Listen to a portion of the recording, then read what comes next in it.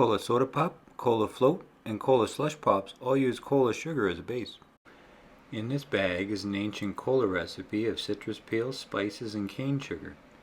I vacuum sealed the bag and cooked it sous vide method at 95 degrees Celsius for 12 hours.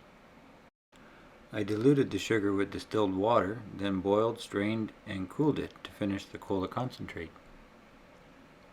To test the amount of sugar in the concentrate, I use a hydrometer and use the brick scale on the side of the instrument. It's like reading a ruler.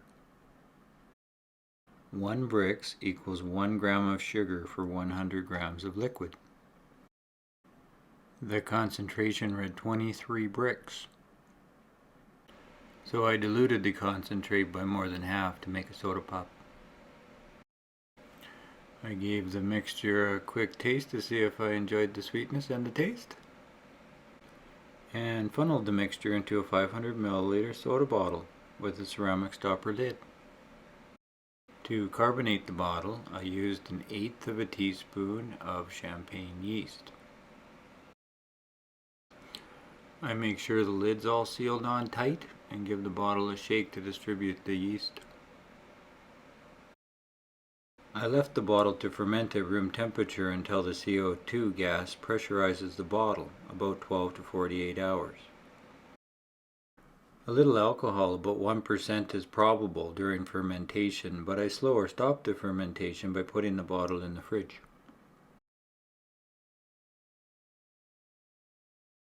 After 24 hours, the bubbles were visible and the mixture looked active, so I slowed the fermentation process down by putting the bottle in the fridge to cool completely before serving. When releasing the cap, all the pressure is released, creating all those luxurious bubbles. Cola Soda Pop is best served very cold, so poured over ice is perfect, but a traditional creamy cola float is better, so I pour Cola Soda Pop over vanilla ice cream and serve the cola float with a spoon. Original cola formulas like this one have strong citrus flavors, so I garnished with an orange. Lots of fun foam!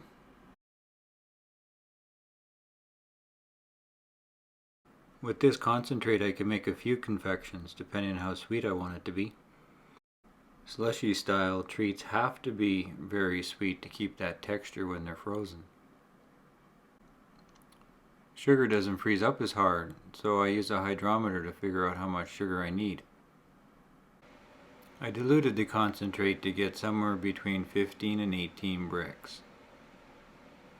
I funneled the mixture into Ziploc slush pop bags. I use a tall mason jar to help steady my hands, and in case the bag slips, it won't make such a mess.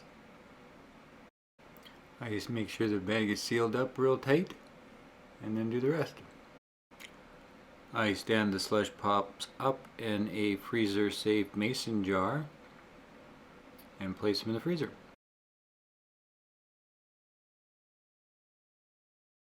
I take the slush pops out of the freezer about a half an hour before I want to serve them to soften them up.